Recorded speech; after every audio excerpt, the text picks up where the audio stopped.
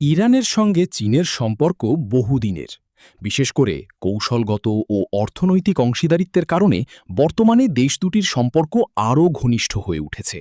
তাই ইরান ও যুক্তরাষ্ট্রের চলমান উত্তেজনার প্রেক্ষাপটে বেইজিংয়ের ভূমিকা এখন বেশ গুরুত্বপূর্ণ হিসাবে দেখা হচ্ছে। তবে প্রশ্ন উঠছে, ঠিক কিভাবে ইরানকে সহায়তা করছে চীন?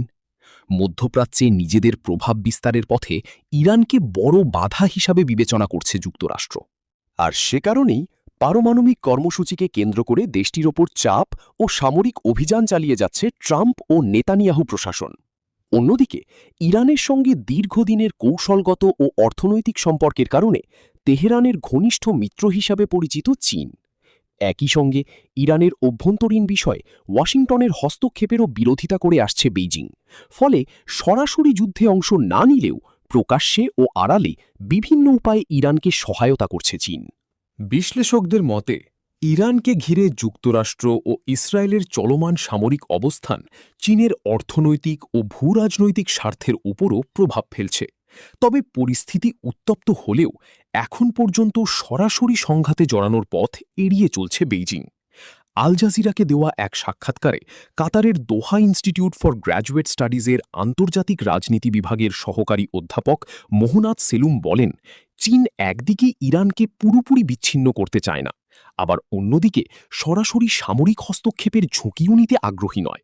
কারণ সরাসরি যুদ্ধে জড়িয়ে পড়লে রাজনৈতিক ও অর্থনৈতিকভাবে বড় মূল্য দিতে হতে পারে বেইজিংকে। তাই আপাতত কূটনৈতিক ও পরোক্ষ সহায়তার কৌশলেই এগোচ্ছে দেশটি। মোহনাদ সেলুমের দাবি, জাতিসংঘ নিরাপত্তা পরিষদে ইরান বিরোধী কয়েকটি প্রস্তাব আটকে দিতে ভেটো ক্ষমতাও ব্যবহার করেছে চীন। বিশেষ করে হরমুজ প্রণালীকে কেন্দ্র করে তেহরানের উপর চাপ বাড়ানোর বিভিন্ন উদ্যোগে বাধা দিয়েছে বেইজিং।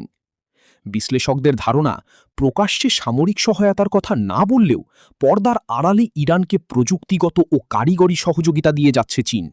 এমনকি যুক্তরাষ্ট্রের নিষেধাজ্ঞার তালিকায় থাকা কয়েকটি চীনা প্রতিষ্ঠানের মাধ্যমেও এই সহযোগিতা চলতে পারে বলে ইঙ্গিত দিয়েছেন অধ্যাপক সেলুম। পর্যবেক্ষকদের ভাষ্য, মধ্যপ্রাচ্যে যুক্তরাষ্ট্রের একক আধিপত্যের ভারসাম্য রক্ষায় কৌশলগতভাবে ইরানের পাশে থাকতে চাইছে চীন।